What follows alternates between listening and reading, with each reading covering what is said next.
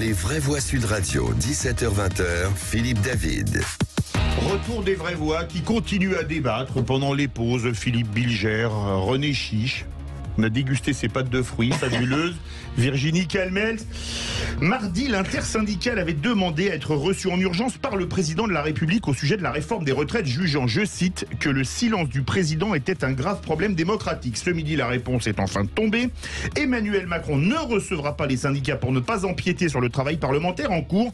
Le président assurant toutefois être à l'écoute des Français et ne pas sous-estimer leur mécontentement, sans toutefois transiger sur la nécessité de réformer le système actuel des retraites. Fin de citation. Selon silence d'Emmanuel Macron, est-ce qu'il est inacceptable pour vous, vous pensez, c'est les institutions de la Ve République, que le président de la République doit être au-dessus de la mêlée et que c'est le gouvernement, donc le Premier ministre et les ministres qui gouvernent? On vous attend dans tous les cas de figure au 0826 300 300. Les vraies voix Sud Radio, le coup de projecteur des vraies voix. Et avec nous, Céline Verzelletti, co-secrétaire générale de l'UFSE-CGT. Céline Verzelletti, bonsoir. Bonsoir. Bienvenue sur Sud Radio. On va faire un tour de table des vraies voix. Vous connaissez bien l'émission. Avant de vous donner la parole, Philippe Bilger, Philippe Martinez a parlé ce matin sur une chaîne de télévision qui s'appelle BFM TV, où il a dit on attend une réponse du président de la République. Il a répondu entre midi et 2. Est-ce que pour vous, ce silence a été trop long ? Non, on ne peut pas dire que le silence du président a été trop long à la suite de ce que j'appellerais l'injonction légitime de Philippe Martinez. Mais cette affaire, qui peut apparaître dérisoire, montre tout de même l'ambiguïté de notre pouvoir présidentiel.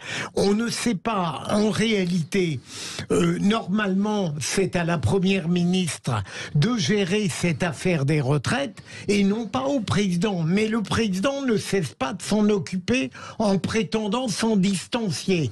Donc je comprends un petit peu l'attitude de la CGT qui fait ce reproche au président, parce qu'en réalité la CGT conçoit que ça n'est pas Elisabeth Borne qui est en réalité à la manœuvre, mais le président. Tout ça relève d'une complexité qui fait que tardivement, le président a répondu, mais qu'en définitive, il faut reconnaître qu'il l'a fait, tout de même.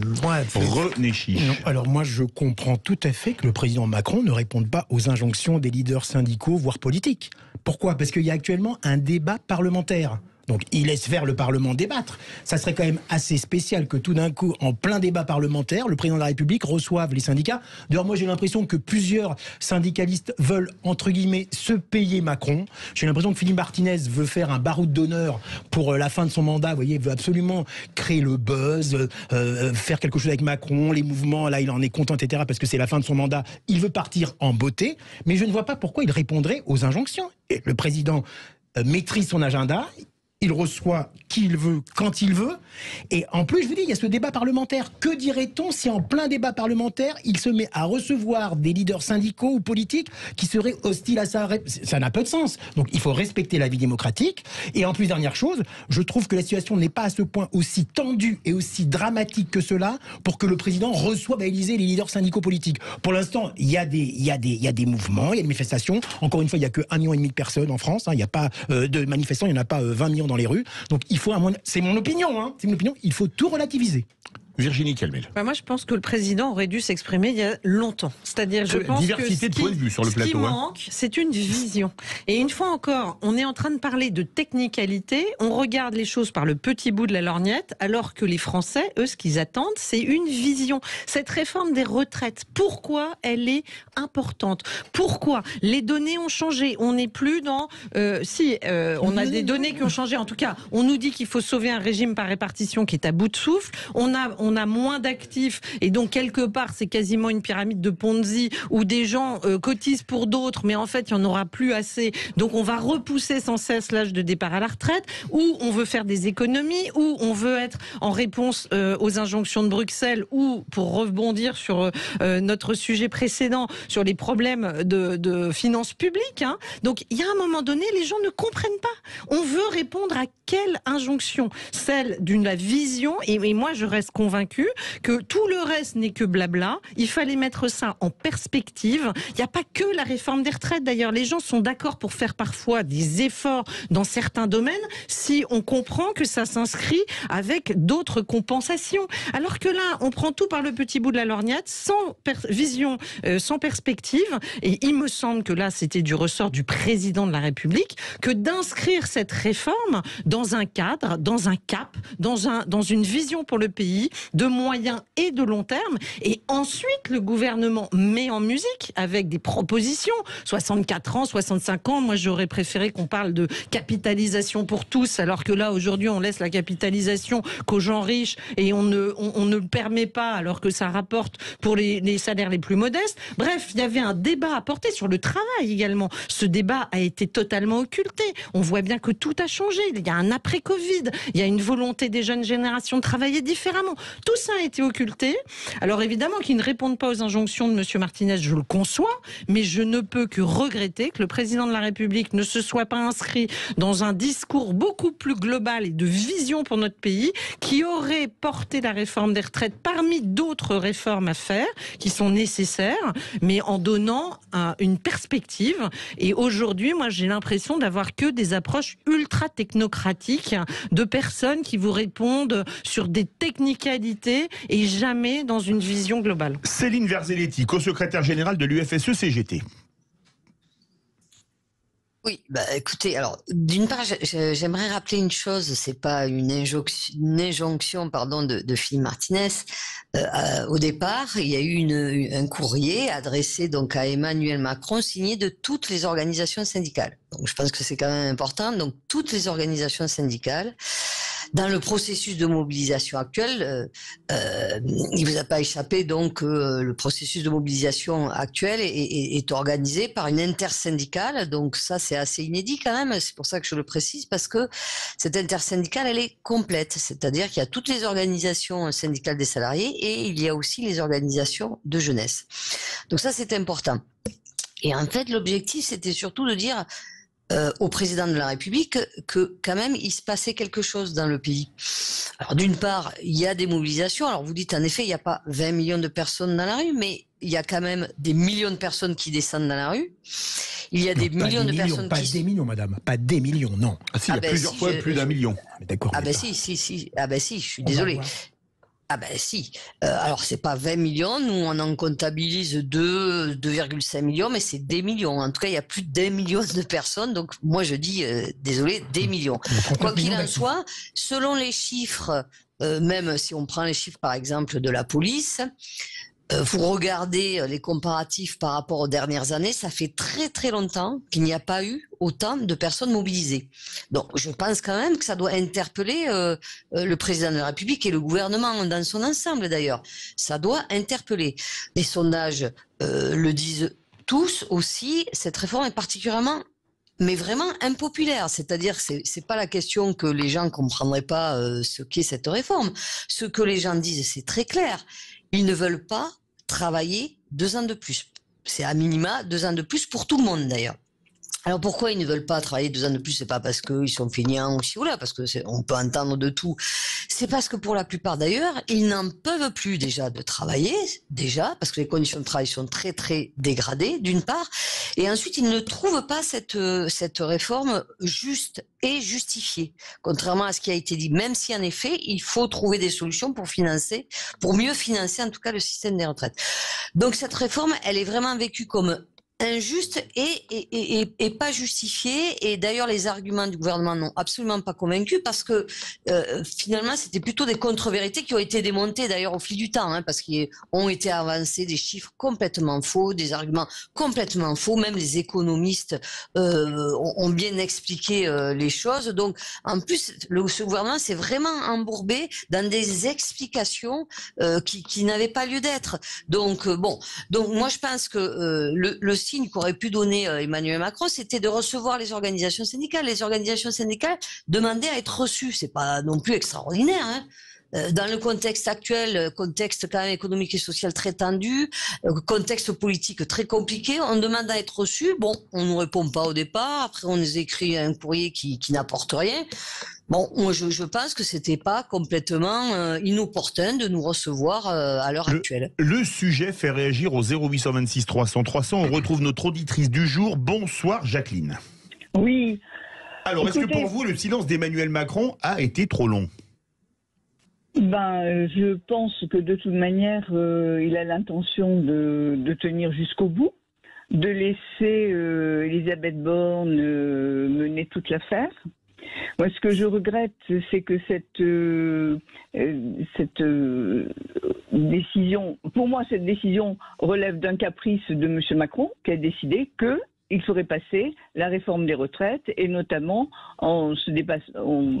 faire passer le temps de travail jusqu'à 64 ans, augmenter de 2 ans de plus. Et ce qui me désole, c'est qu'en fait, au fur et à mesure qu'on aborde les questions, on se rend compte qu'effectivement, rien n'est préparé correctement.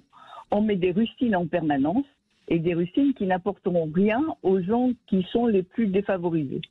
Donc vraiment, cette réforme a été bâclée.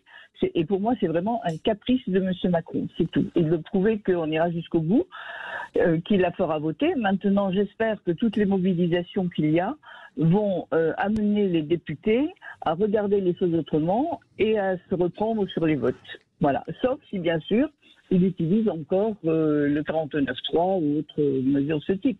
Alors là, c'est pas ce qu'on fera. Jacqueline, on va faire. Les vraies voix veulent réagir. Philippe Bilger, Virginie Calmel, René Chiche, on va faire réagir Céline Verzelletti. Céline Verzelletti, comment voyez-vous le futur ? Imaginons que les mobilisations se poursuivent et que le processus parlementaire aille à son terme, grâce aux méthodes contraignantes que la Constitution permet. Si la loi est votée sur le plan parlementaire, est-ce que les mobilisations auront encore du sens, à votre avis ? Céline Verzelletti, et pour répondre aussi à Jacqueline. Alors, c'est vrai que c'est une question qui se pose. C'est déjà arrivé dans le passé qu'une loi soit votée et qu'on continue les mobilisations. Et d'ailleurs, tellement bien que finalement, il y a déjà eu des lois qui ont été votées et pas appliquées. Parce que justement les mobilisations ont été très importantes et qu'elles ont continué. Alors oui, nous avons l'intention en effet de continuer la mobilisation, même si la loi est adoptée. D'autant plus que voilà, après on le voit dans quelles conditions sont menés les débats dans un délai très restreint. Là à nouveau au Sénat, ils proposent donc un vote bloqué. Ça veut dire qu'ils raccourcissent à nouveau le temps de débat. Ils veulent vraiment aller au plus vite malgré tout, parce que on nous parle beaucoup de démocratie, de moments parlementaires, ce qui est en effet prévu et c'est très bien et c'est bien normal dans notre démocratie qu'il y ait donc ce temps parlementaire. Mais justement, ce temps parlementaire, il doit pas être bâclé et réduit comme ça. Ce gouvernement, d'un côté, il réduit et il permet pas un débat correct au sein du Parlement. D'un autre, il n'entend absolument pas non plus les organisations salariées, les organisations des salariés syndicale et il n'entend pas non plus justement la colère de grande partie de la population, n'entend pas la rue, enfin il n'entend rien finalement. En effet, je rejoins ce que dit Jacqueline, c'est que le président de la République il est complètement obtus, il n'entend rien, il ne prend pas en compte la réalité et pour l'instant en tout cas il ne veut pas bouger d'un iota. Virginie Calmel veut réagir. Oui, par rapport à ce que disait Jacqueline, non, je ne suis pas d'accord avec le fait qu'il s'agit d'un caprice du président de la République. Je pense qu'il était nécessaire de faire une réforme des retraites. Je pense que d'ailleurs même les représentants syndicaux ne disent pas qu'il n'en faut pas de réforme. C'est plutôt sur la façon de réformer le système et c'est là où je trouve que malheureusement on n'a pas été créatif, on n'a pas été imaginatif, on n'a peut-être pas assez écouté les uns et les autres, on n'a pas voulu, moi je serais plutôt partisane de laisser plus de liberté aux gens sur l'âge de départ, mais il faut bien comprendre qu'il y a une corrélation entre le moment moment où vous partez et la pension que vous allez toucher. Donc il y a des gens qui peuvent décider de partir plus tôt en étant moins rémunérés, d'autres qui partent plus tard pour avoir la totalité de leur trimestre. Donc il y avait tout un débat qui n'a pas eu lieu là-dessus. Mais on ne peut pas dire que c'est un caprice, c'est une nécessité au regard de ce que nous avons dit tout à l'heure sur les comptes publics et sur la façon demain de continuer à avoir un système qui soit financé et que les gens puissent avoir une retraite. En revanche, là où je rejoins totalement Jacqueline, c'est que ça n'a pas été travaillé.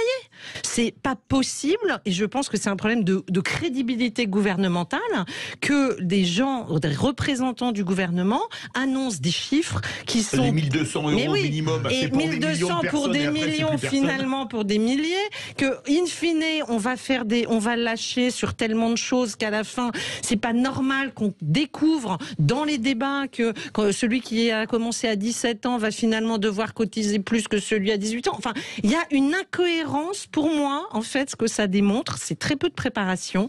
Et il me semble que dans la Macronie, il n'y a pas eu des spécialistes des retraites que les gouvernements précédents ont pu avoir. Rappelez-vous de Raymond Soubi à une époque, qui portait aux côtés de Nicolas Sarkozy la réforme de 2010. Mais bien sûr, et à un moment donné, on a l'impression, là, on a parlé des amateurs, mais on a l'impression qu'il n'y a pas de spécialistes des retraites dans l'équipe qui a conçu un peu peut-être sur un coin de table cette réforme. On se demande le temps qu'il a fallu là pour aboutir quelque chose d'aussi peu travaillé. Un mot, René Chiche, mais court. Oui, moi, j'aurais deux petites questions à poser à Madame la représentante de la CGT. Deux questions courtes pour deux réponses courtes. Imaginons que le président Macron vous reçoive. Qu'est-ce que vous allez lui dire et qu'est-ce que vous allez lui demander concrètement? Et deuxième chose, qu'est-ce que vous proposez, vous, concrètement, au niveau de la retraite? C'est Verzelletti en une minute. En une minute, je peux pas. Bon, Allez, alors dans ce cas-là. 1 minute 30, allez. Ouais, bon, enfin, alors je vais essayer de faire vite. On avait des propositions de financement. Hein. On en a plusieurs, bien évidemment. C'est-à-dire plus de cotisations sociales, donc en partie par le biais d'augmentation de rémunération, qui est aussi un travail, bien évidemment, sur l'emploi, puisque les projections se font sur un taux d'emploi qui reste à peu près stable, alors qu'on peut avoir un taux d'emploi, notamment des femmes, plus élevé. Et donc, qui dit plus d'emploi dit aussi plus de cotisations sociales, un développement des services publics aussi, et qui répond en plus à des besoins sociaux et fondamentaux de la population. Et là, c'est pareil, ça fait rentrer un certain nombre de cotisations. Rendre effectif, par exemple, l'égalité femmes-hommes aussi. Là, c'est pareil, on a fait des calculs. Ça permet de renflouer les caisses de plusieurs milliards d'euros. Voilà, il y a vraiment... C'est vraiment agir sur de nouvelles recettes. Contrairement à ce que propose le gouvernement, puisque lui, il propose de réduire les dépenses. Nous, on propose d'abonder avec de nouvelles recettes, en fait. Merci beaucoup. Et vous avez 1 minute 20. Alors là, vraiment parfait, Céline Verzelletti, en termes de timing. Merci, Céline Verzelletti, co-secrétaire générale de l'UFSE-CGT. Verdict sur Twitter. Eh bien oui, vous pensez que Emmanuel Macron a été silencieux trop longtemps, à 88%. Tout de suite, on retrouve notre auditeur du jour. On prendra la direction d'une ville magnifique, Perpignan. Ça donne envie de manger une botifarra ou quelque chose comme ça à 18h49. On se retrouve tout de suite.